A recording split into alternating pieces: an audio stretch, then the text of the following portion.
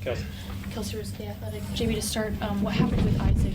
We heard he got left knee soreness. Yeah, it's something. I mean, he's been battling through it, but tonight it just started acting up, and he tried to go back in, and when he went back in, it was just too much. So we just wanted to do the smart thing and always protect him. It's kind of being cautionary in a sense with like this end of the season. Yeah, I mean, it's something that's been bothering him, and it flared up a little bit. And if Isaac says something, then it's got to be something. So we just wanted again to protect him and get him out of there. And I know I asked before, but now you've officially clinched. So, what does it mean though, because of where this organization has been and the rebuild over the last few years, that this is a step in the process for you guys? I think organizationally, this is a big deal. To come from where we came from and every year continue to take steps in the right direction, in a positive direction. All the hard work that people in this organization have put in to help get us here should be acknowledged. Kobe, Mike Gansey, the front office crew, they're working tirelessly to go find not only the talent, but the right type of people to fit in and be a part of this. So, I mean, they should be acknowledged for their efforts. Our coaching staff should be acknowledged for their development and the time that they put in with guys, the hours, that nobody sees, that they're with them, helping them get better, being there for them when things aren't as good as we would like them to be. Having to bear and carry some of their emotions as well.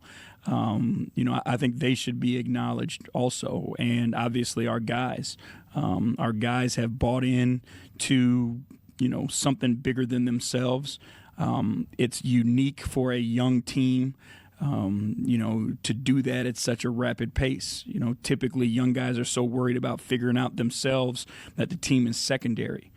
We've got a bunch of guys where the team is the primary thing and the only thing. And whatever individual awards, rewards, glory all comes because of the team's success, and our guys have bought in and committed to that.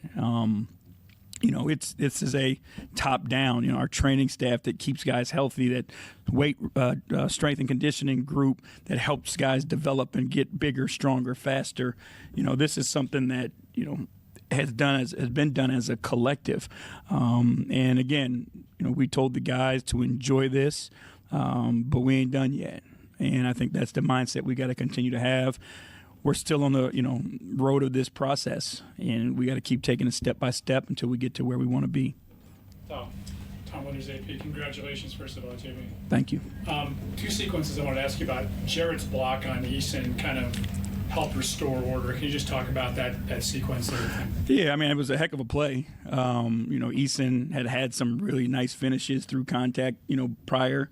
And, Jarrett was not going to be denied. He understands just how important, he is to us anchoring our defense. And he knows how his play can change a game.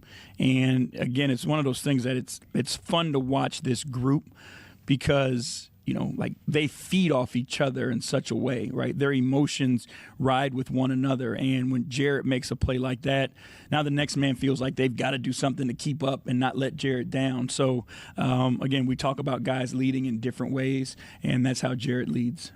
I think it was yesterday you talked about those tells when you can see that Evan is feeling himself, that just that sequence where he gets the 3 offensive possessions and the follow-up dunk in the first half. Yeah.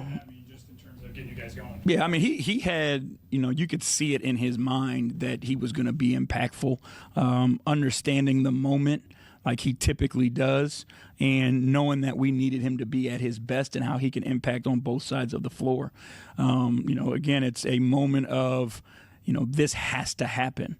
And Evan, again, goes time and time, effort play, and then powerful finish, another elevating moment for the team and for the group. And you watch the guys celebrate him, on the sideline. So, again, we have, and it's, I say it a lot, but like, it is so much fun and it is so much awesome. It's so awesome to be a part of, like, these guys and watch how they collectively try to accomplish their goals.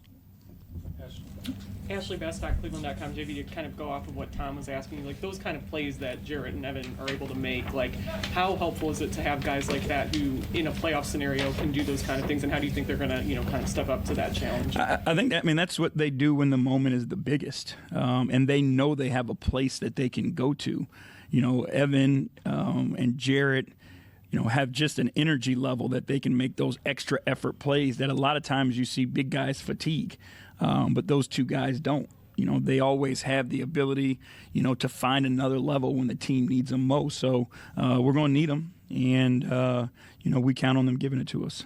So many of these guys on this roster, especially out of your starting five, weren't even alive the last time the Cavs made a playoffs without LeBron James. So just like appreciating that, like, do they, kind of get the magnitude of that and appreciate that? Honestly, I don't know. We've again haven't talked a lot about it because we wanted our focus just to be, get the job done. It's one of those things where I hope that our guys expected this, so it wasn't a surprise to them, and they've got bigger things in front of them. Chris Fedor, Cleveland.com. JB, you said we're not done yet. What do you mean by that? We got 6 more games to play. No, we are, and we're not a finished product, right? And just the question about where we started, we've got bigger places to go, and this is a start for us to be able to clinch a playoff spot. But as we think about this and as we put this team together, we all have one end goal. And, those end goals don't come and happen overnight. So we've got to continue to get better. We've got to continue to grow. Coaches, players, everybody has to continue. And that's why we say we're not a finished product. What you did defensively in the fourth quarter, you've done to a lot of teams, especially in the fourth quarter. What is it like knowing that you have that ability to flip it like that?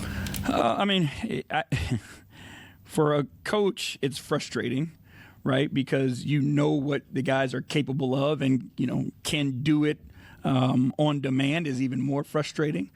But, like, the guys, it's, they know when it's time, they have a place they can go.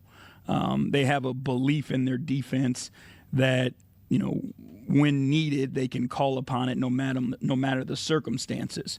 And I think that is a great thing for us to be, again, who we want to be. Those are the things that you have to sustain. You're not going to hold people to 44 points, you know what I mean? But we can be better, especially than we were in that third quarter. Danny Cunningham, ESPN Cleveland. JB, I realize that clinching the playoffs is not the end, as you said, but as a coach, how enjoyable has this group been this year for you? I am blessed and extremely fortunate to go to work every single day. Win, lose, win streak, losing streak. I have not had one bad day at work, and it's because of those guys. Every single day we show up to practice.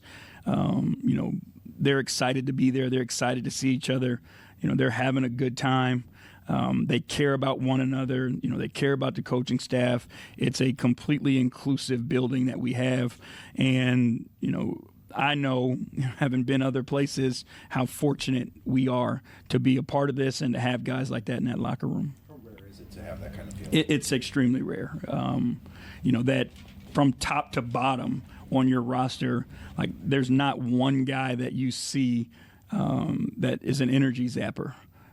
Everybody who walks in the building in that locker room lifts people up and encourages people and has a positive attitude, again, no matter the circumstances. So we are extremely lucky and blessed to be a part of this organization. Last one. Evan Fournier, right down Euclid. JB, you told me the other day in Brooklyn that there's a certain sickness in coaches that prevent you from, feeling a sense of relief when things happen. But do you feel a little bit of relief now that you guys know that you have a playoff spot clinched? I told you I was a sick person. There is no relief. We enjoy this. Again, we'll enjoy it tonight. But tomorrow we'll wake up and we'll be worried about Atlanta. The relief will come at some point, maybe in the summer or maybe 10 years from now. But I'm hopeful. I hope so too, for your sake. And coming into this situation, just being a part of this rebuild and building the culture and helping develop these guys, do you feel gratification just seeing like the fruits of your labor pay off like this and like, hey, I helped build this team from a very young and impressionable roster to a playoff team? I'm appreciative to be a part of it. You know, like when you get into coaching, you know, you hopefully do it for a very selfless reason, right? To again be a part of something bigger than yourself. You know, it was a winding road to get here, but you know, from Dan down, like this organization is a great organization. When we first got here, even though we were in, you know, the rebuild or whatever you want to call it, very easily the organization could have been like, we're not going to win a lot of games, so let's skim back on some of the things that we've done to be champions. And never once did they do that. A lot of people say they want to be a championship organization. We are extremely fortunate to work for a championship organization that does everything first class and in a championship manner. Last one, Darryl. You're a writer, 19-year fan. Hey, off Evan's question a little bit. Just not often do coaches get that opportunity to see through to the playoffs. Usually there's the develop coach, and you're getting that opportunity. Just what does that mean to you personally and professionally to be given the opportunity to try and get this team to a championship level? I mean, I have a lot of respect for, you know, those that make the decisions. I have a lot of respect for Kobe for giving me an opportunity, Dan for giving me an opportunity, Grant for being able to work with him and get the opportunity. And I don't take that lightly. You know, I've been, you know, let go multiple times, and, you know, you do everything that they ask you to do and you still can be let go.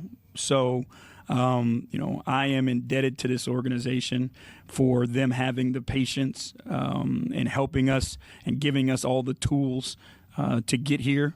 And again, it's our responsibility not to stop. It's our responsibility to keep pushing, keep growing, and keep trying to get better. At what point did you know you guys had what it took to get to this point? You know, I mean, obviously last year was a big step for us, you know, to see how and what level we could actually compete at. And, you know, again, to continue to see the growth of, you know, our core guys. You know, I think that's where it was like, you know, you get 2 All-Stars in 1 year. Obviously, you draft Evan. You know, Ricky had a phenomenal year for us. Like, you started to see, you know, it all coming together.